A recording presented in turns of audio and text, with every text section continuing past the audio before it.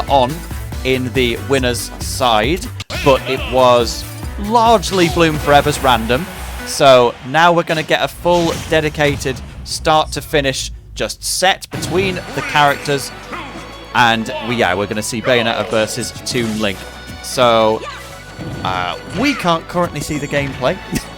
It's to be completely transparent with you in the chat. We'll get it in a moment, but it's good to see you can all see it at home. Hey, oh, just in time for the down air, baby! Perfect timing. 0 to death from Skaws on Bloom4Eva. Start as you mean to go on, boys. Goodness gracious me. Look at this relentless. The air dodge in. Skaws is out for blood right now. You question me as the #1 player in London. I will show you why that I am the man. Bloom4Eva, I am the #1 in the country, don't forget. Hey, so this is on. quite the force to be contested with. But again, even if Bloom4Eva lost that set earlier on, huge up smash. Even if he lost as a result of using random for a lot of it, Skaws still closed out the set by beating the Bayonetta in a game. And he can just do it another 3 times. Oh my god! He nearly died off SDIing out the top of that witch twist. I thought that was gonna be like a proper smash 4 witch twist off the top kill. Oh, like rage fallout witch twist. If anyone's gonna do it, oh, it's our Bloom. He'll figure out a way. He'll find some glitch of trading with a rapid jab that somehow magically just transports us back 4 years. But right now, Skaws is worried about the here and now. He is falling a little bit behind after that ridiculous start, but he's starting to reestablish control. Just create the war zone. That's all he needs. He's war Skaws for a reason. He's got to make that war zone for Bloom to navigate. But right now, Bloom says, navigate this, buddy. You ain't getting back to the ledge as long as I have a say in it. Bloom That's exactly what we saw in Bloom's previous set against Shanique, taking a character with a good recovery and just saying, no, you are never getting back, bro. It's over. And now it's time for the next up, where Bloom has already built up 76% on Skaws. This is getting out of hand, but you know, Bayonetta often doesn't like dealing with characters like Toon Link, and especially young Link, because she's got to navigate around all of those projectiles when she's trying to do her aerial approaches with Afterburner Kick, kind of the move of the story a lot of the time. But Bloom is looking more comfortable as this goes along, Galaxy. Yeah, just hunting Skaws down, air dodging, nowhere to go. Bomb is in hand, but Bloom not even phased by it. Just turn the other cheek and walk out of there. Max range grab, though. No, get back in here, buddy. Throwing you off the ledge. Whoa, drifts into the bomb. A little corner attack there with the bomb, but Bloom is in no rush to get back. This is a complete change of pace from Giggles and Astro, where they're just going a mile a minute. Bloom will take his time because as one of the best players in the world, he knows how and when to find those opportunities. Certainly not. Certainly. He doesn't need to... Oh, he feels no need, no compulsion to overwhelm his opponent. He is the one in control. Bats within straight into that grab. I think he was looking for a grab of his own, but just barely got beat out by that Toon Link grab. Ooh, bomb, but Skaws didn't quite find the connection he was looking for. That is going to be death a million ways to Sunday. Stomp on him. Stomp his head into the dirt and into the skies. Bloom4Eva gets blown up, destroyed, detonated, and then doesn't lose his stock. And I don't think we're going to see him giving away many down air at ledge kill options again. You know, you can every time you come up against a top player, sometimes you can catch them off guard with something. So they generally aren't going to let you do it again. It's a very valid option from Toon Link. I'm presuming it was on some kind of ABK 2 ledge where you stick out that big master sword. And Bayo, is somewhat vulnerable to that, right? Especially with the witch twist, sits slightly above the ledge, so it's a matchup thing potentially. But still, just taking a breather, taking a moment between sets, and that's a wise thing to always do as well. You're talking about not needing to rush into it in the game. You don't need to rush to the game out of the game. Just take your time, compose yourself, refocus and reestablish what worked, what didn't, what it is that you need to do. You want to talk about analysis and preparation. Skaws is basically the CEO of VOD review in the UK. This man is a sage of information about this game, and let alone about his own character. But Bloom just The guy would VOD review in the middle of the set if he could.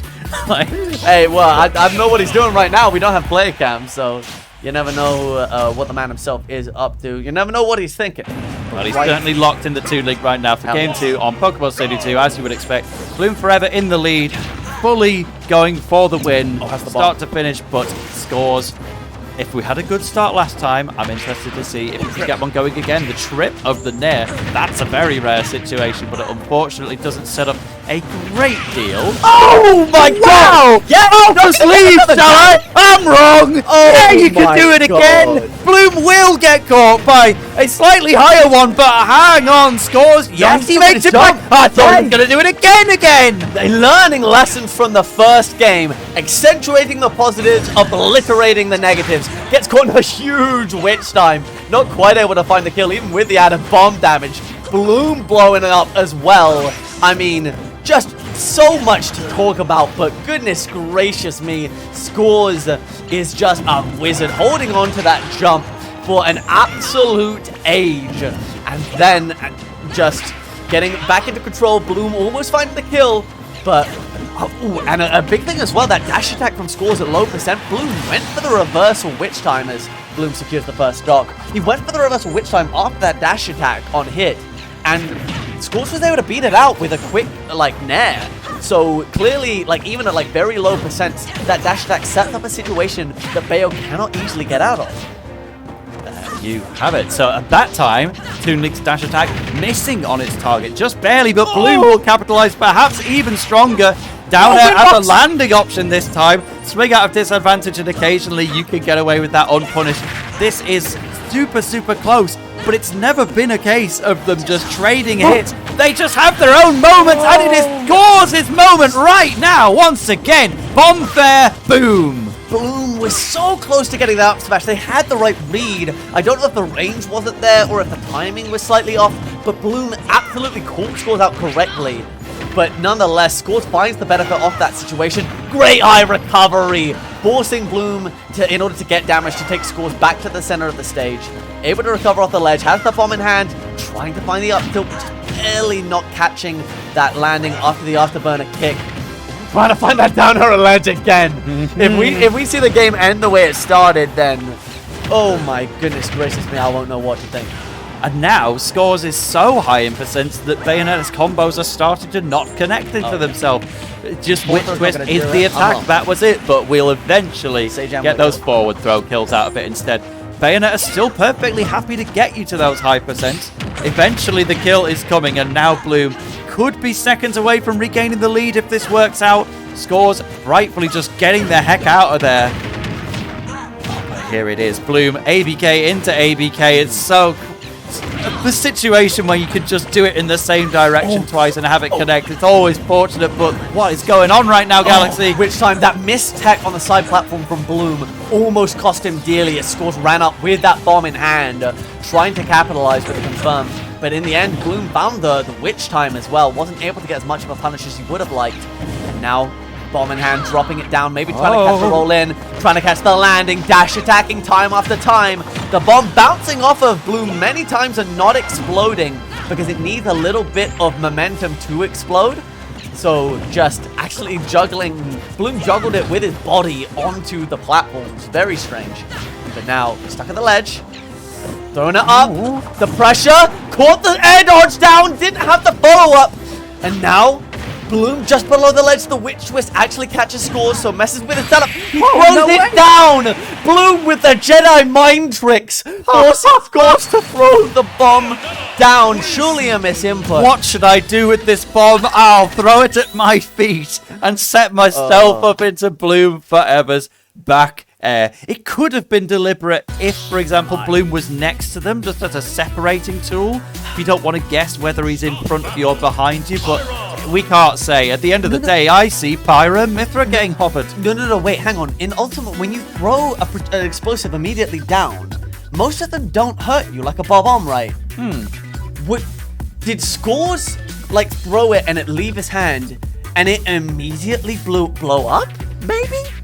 Let us know in the chat if you've got any more scores on the VOD review. We'll find out tomorrow. I'm sure Skaws will VOD review that. If he's got the commentary on, he will then DM me and tell me, because he's just the CEO of interactions. Well, I know it was a change to the bomb in particular to remove the self hitbox, but maybe Toon League still can. But right now, Bloom has said enough is enough. The Bayonetta is actually kind of struggling despite being 2 games up.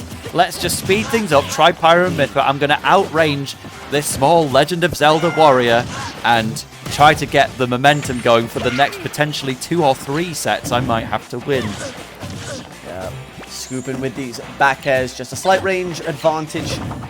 Mithra has a little rapid jab as well. The boomerang will come back, but not in time to interrupt before the last hit of the rapid jab connects. I mean, just look at the control Bloom exhibiting right now. Just this speed differential, the amount that you can control yourself and cover space on the ground with this character compared to Bayo is, I'm sure, a breath of fresh air for man himself. But great up behind of shield. Yeah, and actually took the time to be reversed as well, so that it would send to the right instead of the left. Perfect from Skaws in that position. Has actually managed to bring this back really cleverly, and Bloom could not land safely and takes the forward air and dies. Wow. Yeah, the air dodges, like the landings, have just been pulled out fantastically. Oh, grabbing the ledge, not holding forward enough to get the kill. Wow. That was in range. Just barely. I'm surprised. Thank God, by the way. Thank God for Scores, but going for a Mithra forward smash, it's not going to work out either. Throws the bomb on shield, catches it. Just playing tricks and juggling. Going for that down smash. Bloom is hunting for this kill, and it's costing him at the moment. Scores just taking advantage from every whiff, every hit on shield, but a parry into the up smash. No doubt at all in anyone's mind that is going to be the end of Scores' first stock in his potential tournament game here. Yeah, it's time for another comeback from Bloom. Has had to do it at some point in all of the previous games, but it's happening in front of our faces, Galaxy. This is pristine from Bloom4Eva. Staying with Mithra. Whoa! Well, wait a minute. Spot says, hold up. I've got some new tricks to show you. What, did he jump off of the ledge with a bomb in hand, spot dodge, bomb the missed tech to set up a tech chase on the platform? Oh my goodness, Bloom doesn't want none of that. He's just got a Pyra down there, baby. As that gentleman jabbed. Okay, a couple of taunts there. Skaws is delighted that Bloom has killed himself in the middle of the video game.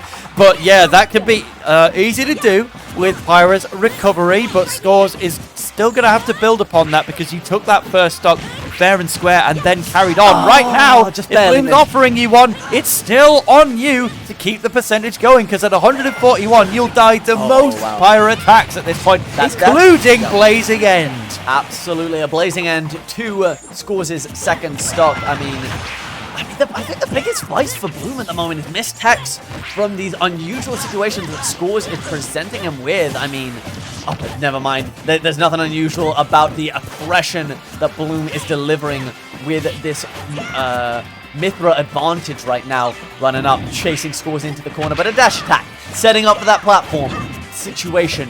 Yeah, even the tech in place, getting beaten by the up air, so it's not all about hitting your tech. Sometimes Scores will just cover it anyway. Lovely run up throw, parries the nair, but just a little bit too far away, and that's going to get people a grab. Juggling the bomb with the lightning buster. What? I wonder if that was purely what it was for as well, because I can't think of any other reason to go with lightning buster. But hey, we're still got a forward tilt that hits from behind. Don't you forget that, Bloom4Eva. That puts him off stage once again. Bit of chip damage from the boomerang on the way back. Bloom is gonna get caught in the exact same thing. Can you recover? Oh, boomerang bomb at the same time! The boomerang scooping to avoid the ledge hit. The bomb timed for a 2-frame. They converted into each other. The up air wasn't there in time. Up throw isn't gonna... No! The knockdown from Bloom! Scores goes in too deep, and that could be the end of it as the dash attack beats out the tether recovery to the ledge. We've switched to Pyra to get the easier kill with the rage power up. But now you're on the ledge. Now you're going to SD again as he just drifts a tiny bit too far away. Twice in the set, twice in the game, Bloom's up B isn't quite... He's going for the magnet hands, and Pyra has magnet hands somewhat. He wants to be as far away from the ledge as possible to not get chipped by potential ledge hits like these forward tilts and such, but still grab the ledge. He's misjudged it twice now, and those mistakes might start to pile up.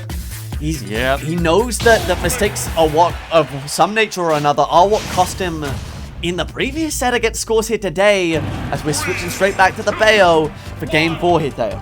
Yep, it makes sense. If you won 2 games with Bayo and then you lost your only one with Pyro Mithra, doesn't matter that most of the stocks you took away from yourself, you might as well go back to the Umbra Witch. But Skaws is keeping it competitive.